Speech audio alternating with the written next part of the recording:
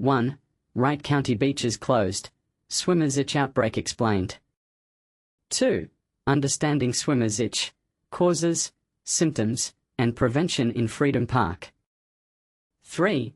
Understanding swimmer's itch. Causes, symptoms, and prevention. 1. Wright County beaches closed.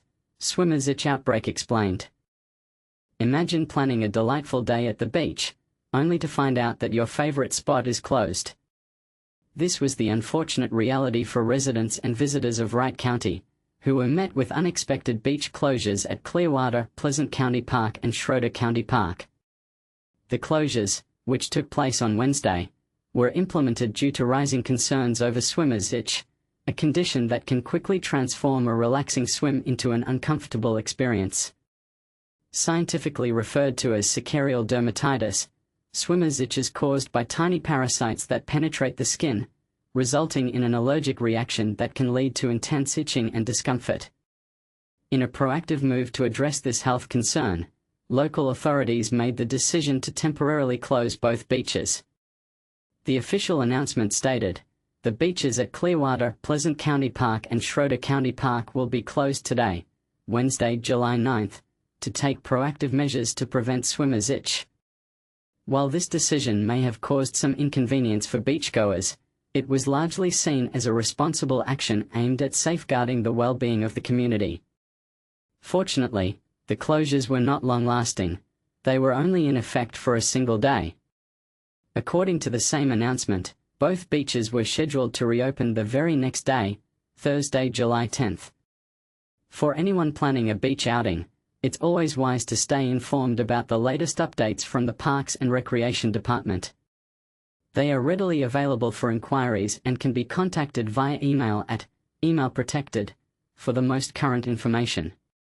But here's where it gets controversial.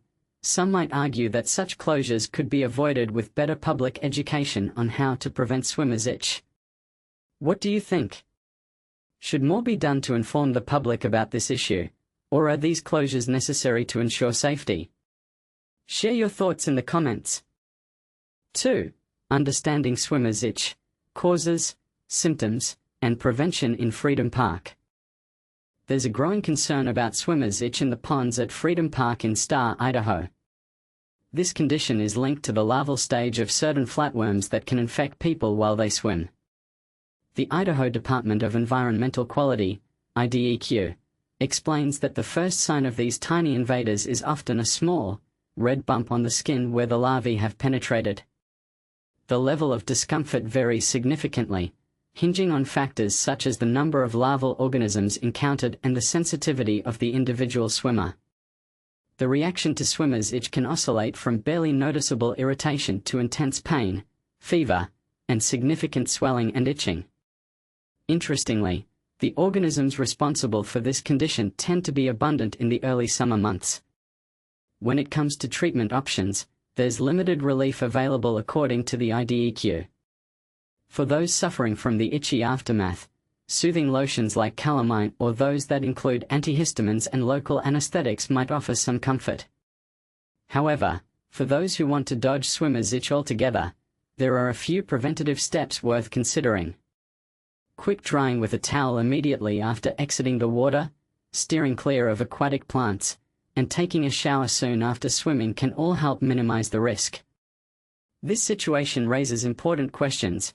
How often do we think about the unseen creatures lurking in our recreational waters? What measures do you take to protect yourself from such discomfort? Join the conversation. Your thoughts could change how others view the joys and risks of summer swimming.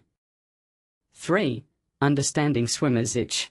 Causes, symptoms, and prevention. **** Every summer, lake enthusiasts face a frustrating challenge. Swimmer's itch, a bothersome rash triggered by parasites lurking in warm waters. In the picturesque setting of Detroit Lakes, Minnesota, this issue is particularly prevalent. April Rohrer, a family nurse practitioner at Essentia, explains the phenomenon. When we swim in the warmer, shallower areas of the lake, these parasites attempt to burrow into our skin in search of a new host. Unfortunately for them, humans aren't suitable hosts, and they perish in the process. However, by that time, the damage has already been inflicted on our skin. The rash typically manifests as small pimples or blisters, primarily affecting the legs. Symptoms can emerge within minutes or may take up to 2 days to appear after exposure to contaminated water. Interestingly, not everyone is affected equally. Some individuals may swim in the same area and experience no symptoms at all, while others may suffer significantly. In just the past 2 weeks, I've seen around 8 patients with swimmer's itch, Schroeder noted. Many of my friends who frequent the lakes have also been discussing their experiences with it. Mike Donato, a dock worker at J&K Marine, shared his observations about the situation in the Detroit Lakes area. He recounted a conversation with a local who reported contracting swimmer's itch in a different section of the lake. Donato pointed out that not every part of the lake seems to be impacted equally. These folks are regular visitors here. During the 4th of July, this place is usually bustling, and I didn't hear any complaints then, he remarked. In response to the issue, some areas in Minnesota have begun employing contractors to treat beaches with chemicals designed to eliminate these pesky parasites.